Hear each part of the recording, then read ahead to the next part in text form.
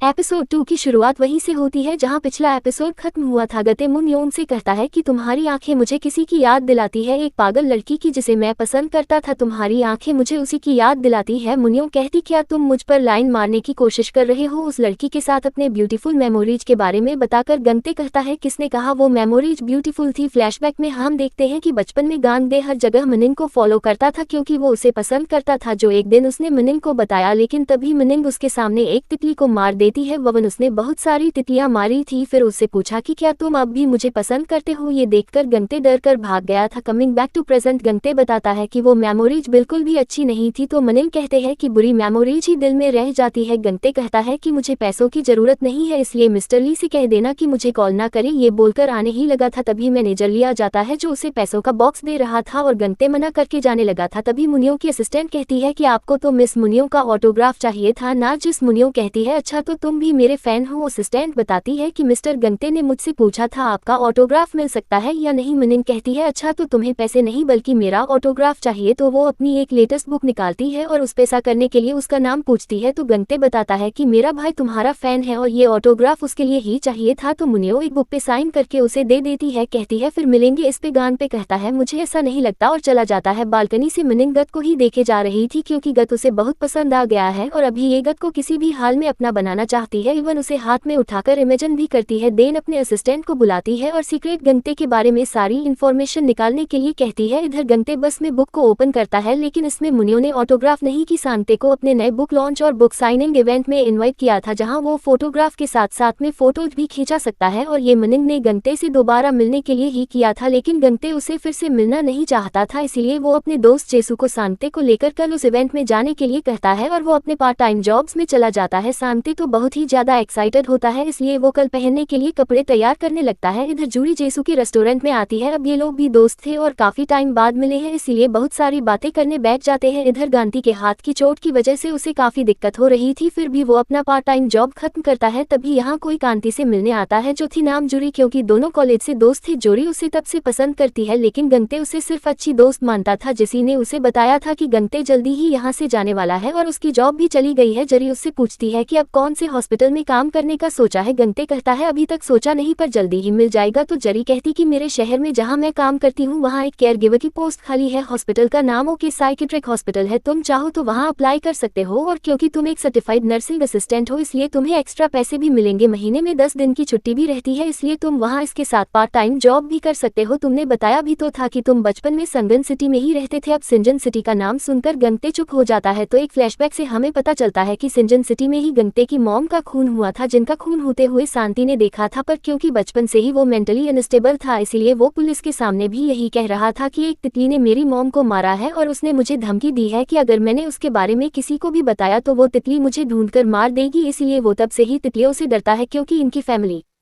में और कोई नहीं था। इसलिए पुलिस वाले गंते को चिल्ड्रंस केयर सेंटर भेजने वाले थे और शांति को स्पेशल बच्चों के स्कूल भेजने वाले थे। जो बात गंते ने सुन लिया था इसलिए वो अपने भाई को लेकर ये शहर छोड़कर चला गया क्योंकि उसकी मॉम ने गंते से प्रॉमिस लिया था कि वो हमेशा अपने भाई के साथ रहेगा, ना उसका ख्याल रखेगा। कमिंग बैक टू प्रेजेंट, गंते जूरी को बस स्टॉप छोड़ने आता है जहाँ जूरी उसे बताती कि मेरे घर का एक रूम खाली है, मैं और मेरी मॉम ग्राउंड फ्लोर यूज करते हैं, तो अगर तुम सेयोंगजन सिटी आने का डिसाइड करो तो तुम मेरे घर में ही रह सकते हो। लेकिन गंते वापस से उस जगह नहीं जाना चाहता था इसलिए उसे थैंक यू कहकर मना कर देता है। इससे जरी थोड़ी सैड होती है तो गंगत रात को बैठकर साइकियाट्रिक हॉस्पिटल्स के बारे में सर्च करने लगता है जिसके साथ ही वो ओके साइकियाट्रिक हॉस्पिटल के बारे में भी पता करता है जहां के डायरेक्टर मिस्टर ओ कोरिया के नंबर 1 पीटीएसडी एक्सपर्ट है जिन्होंने कई ट्रॉमा से गुजर रहे पेशेंट्स को ठीक किया है। इसीलिए गंते अपने भाई के बारे में सोचता है क्योंकि अभी भी उसे इनकी मॉम की मौत का ट्रॉमा था। तो अगले दिन शांति रेडी हो जाता है। गंते सुबह से जेसू को कॉल करने की कोशिश कर रहा था लेकिन जेसू तो टली होकर सोया पड़ा था इसलिए गंते को ही अपने भाई को लेकर मुनियो के इवेंट में जाना पड़ता है। शांति तो बहुत ही ज्यादा खुश लगता है, गंते उसे देखकर हैप्पी होता है लेकिन बुक साइनिंग में बहुत ही लंबी लाइन थी। इधर मुनियो की नजर भी गंते को ही ढूंढ रही थी, तभी वो गंते को देख लेती है जिसे वो तो काफी खुश होती है, पर गंते उसके सामने नहीं जाना चाहता था इसलिए अपने भाई को लाइन में खड़े रहने के लिए कहता है और वो उससे थोड़ी दूर में खड़ा जाता है। इधर जशु को जब होश आता है तब वो गंते को कॉल बैक करता है। गंते उससे बात करने के लिए थोड़ी देर के लिए बाहर जाता है और तभी शांति अपने सामने एक बच्चे को डायनासोर के कॉस्ट्यूम में देखता लगता है इसे वो सच का डायनासोर इमेजिन करने लगता है और उसके पास जाने लगता है क्योंकि उसे डायनासोर बहुत पसंद है। उसका दिमाग भी बच्चों के जैसा ही था, इसलिए वो डायनासोर के साथ खेलने के लिए आगे जाने लगता है। तो वहां जाने के बाद वो इस डायनासोर के बारे में बताने लगता है और बच्चे के पेरेंट्स को ये बहुत अजीब लगता है। तो उस डायनासोर के ब्रेन, हाथ पैर सब कुछ के बारे में बताने लगता है और उसके सर और पूंछ को टच करने लगता है जैसे बच्चे का डैड, तो उसे धक्का मार के गिरा देता है। तो शांति उठकर अपने पास जो डायनासोर का टॉय था उसके के बारे में बताने लगता है और फिर से उस बच्चे की तरफ आने लगता है। बच्चे का डर उसके बाल पकड़ के खींचता है, इससे शांति तो चिल्लाने लग जाता है और अपना सर पीटने लगता है क्योंकि उसके बाल टच करने से ही उसका एक ट्रॉमा ट्रिगर हो जाता है। गंते आवाज सुनकर भागकर अंदर आता है और शांति को अपने जैकेट से कवर करता है। बच्चे का डैड तो शांति के बारे में उल्टा सीधा बोले जा रहा था। इधर मुनियो भी उन्हें देख रही थी और सोचने लगती है कि मुझे इनकी हेल्प करनी चाहिए या नहीं। गंते उस आदमी से बात करने उठाई था, तभी मुनियो एंट्री मारती है और उस आदमी को माफी मांगने के लिए कहती है। वो आदमी कहता है मैं क्यों उनसे माफी मांगू। मुनियो कहती है मुझसे माफी मांगो क्योंकि तुम्हारी वजह से मेरा इवेंट खराब हुआ। वो आदमी तो शांति को गाली देते हुए उसे ब्लेम करने लगता है। जो सुन मुनियो तो उसके भी बाल पकड़ के खींचने लगती है, कहती कि ऐसे बाल खींचोगे तो कौन नहीं चिल्लाएगा। तो उसकी वाइफ उसे छुड़ाकर कहती कि ये पागल हमारे बच्चे को परेशान कर रहा था। मुनियो कहती क्या तुम कोई साइकाइट्रिक हो जो किसी को भी पागल कह सकती हो। तो मुनियो भी उसे पागल साली कह देती है। जो सुन सब लोग शॉक्ड हो जाते हैं, सब लोग मोनिंग के बारे में गॉसिप करने लग जाते हैं। इवन बहुत लोगों ने इसका वीडियो रिकॉर्ड भी कर लिया था, पर मोनिंग की नजरें तो सिर्फ गत पे ही थी। तो इसके बाद शांति अपने आप को एक रूम में बंद कर लेता है। गंते बाहर बैठकर उसका वेट कर रहा था, मोनिंग भी उसके साथ ही बैठी हुई थी। उसे कहती कि अपने भाई को देखने जाओ। गंते कहता है कि वो पहाड़ नहीं आएगा जब तक वो शांत नहीं होता, इसमें 1 घंटा भी लग सकता है और 1 दिन भी लग सकता है। सुन मुनियो कहती है फिर क्या मैं 1 दिन यहीं बैठी रहूं। ये बोलकर वो शांति की रूम की ओर जाने लगती है। गंते उसका हाथ पकड़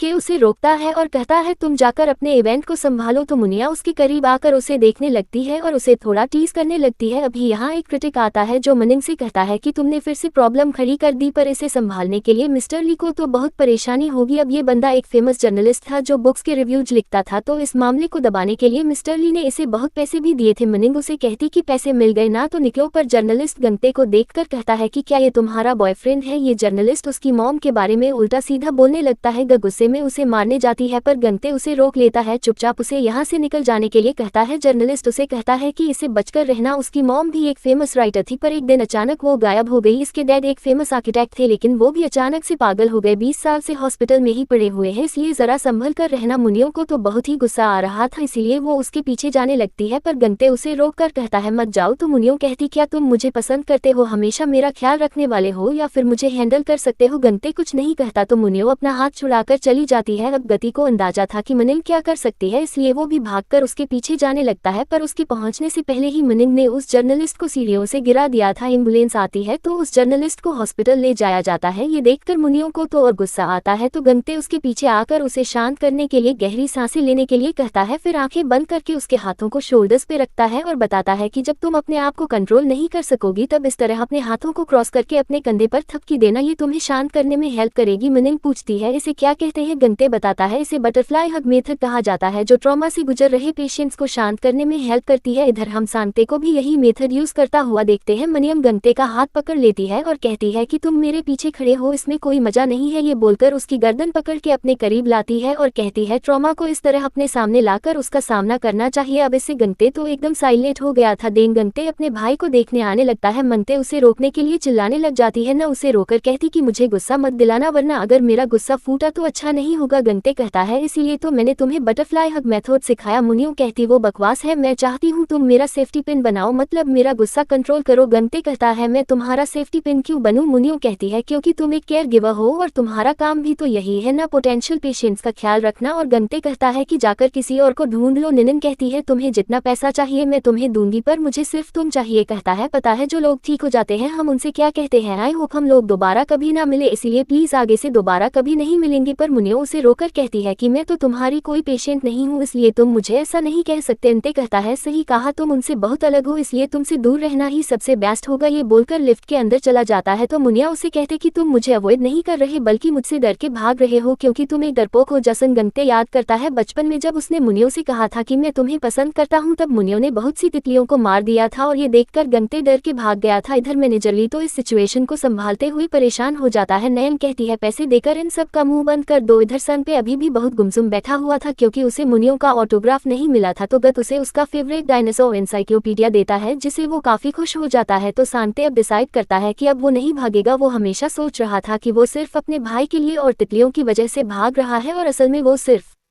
अपने मुसीबत से भाग रहा है। वो सामना करने का डिसाइड करता है, इसीलिए वो सांते से कहता है कि क्या तुम सजन सिटी में रहना चाहोगे जहां हम बचपन में रहा करते थे। सांते तुरंत मान जाता है। ये सुन गंते कहता है कि शायद मैं ही डरपोक था। सांते कहता है तुम छोटे भाई हो इसलिए तुम डरते हो, पर मुझ पर भरोसा करो क्योंकि मैं तुम्हारा बड़ा भाई हूँ। जो सुन गंते काफी इमोशनल होता है क्योंकि सांते ने ऐसा पहली बार कहा था। तो वो जरी को कॉल करके बता देता है कि वो लोग सिंगजन सिटी आ रहे हैं। जो सुन जरी तो बहुत ही ज्यादा खुश होती है। अगले दिन मुनियों को असिस्टेंट गति की सारी इन्फॉर्मेशन भेजती है जिससे उसे पता चलता है कि गांगदे बचपन में सेयोंगजन सिटी में रहता था। ये पढ़कर और गांगदे की पिछली बातें याद करके मुनि को याद आ जाता है कि बचपन में जो लड़का उसका पीछा किया करता था वो गंते ही था। इसीलिए गंते ने कहा था कि तुम्हारी आंखें मुझे किसी की याद दिलाती है। ये जानकर मुनियों तो संगन सिटी जाने के लिए निकल जाती है क्योंकि उसे पता चल गया था कि गंते संगन सिटी जा चुका है। और इधर कंपनी में प्रॉब्लम हो जाती है क्योंकि मुनियों का फैन पे हाथ उठाने का और गाली देने का वीडियो वायरल हो गया था। इसके साथ ही मुनियों के पुराने किए हुए कांड भी बाहर आते हैं जिस वजह से मुनियों की और कंपनी की काफी रेपुटेशन खराब होती है। इसके साथ ही मुनियों के नए बुक को भी क्रिटिसाइज किया जा रहा था उसकी डरावने ड्राइंगर्स की वजह से। इसलिए मैनेजर ली तो बहुत ज्यादा परेशान हो जाता है और अभी तो उसे मनिन का कोई पता भी नहीं चल रहा था, इसीलिए उसका और दिमाग खराब हो रहा था। तो असिस्टेंट मैनेजर ली को बता देती है कि उसने मनिन को गंते की इन्फॉर्मेशन दी है जिसमें सेयोंगजीन सिटी का नाम पढ़कर मैनेजर ली समझ जाता है कि मुनियों कहाँ जा रही है। इधर गंते ने ओ के साइकेट्रिक हॉस्पिटल ज्वाइन कर लिया था जहाँ वो जूरी के साथ मुनियों के डैड को वॉक पे ले जाता है। तभी बारिश शुरू हो जाती तो वो सभी लोगों को लेकर अंदर चला जाता है। तब तक यहाँ मुनियों पहुंच जाती है और हॉस्पिटल के अंदर चली आती है। सांते फोन पे बात कर रहा था तभी वो सामने से मुनियों को आता हुआ देखता है और उसे देखकर शॉक्ड होता है। मुनियों उसके पास आती है तो उससे पूछता है कि तुम यहाँ क्यों आए हो। मुनियों कहती क्योंकि मैंने तुम्हें मिस किया। इसी के साथ है 2 का एंड यहीं पर होता है। वीडियो पसंद आए तो लाइक एंड कमेंट करके बताना और चैनल पे पहली बार आए तो do subscribe and hit the bell icon. जल्दी मिलते हैं अगले एपिसोड में, तब तक के लिए take care and bye bye.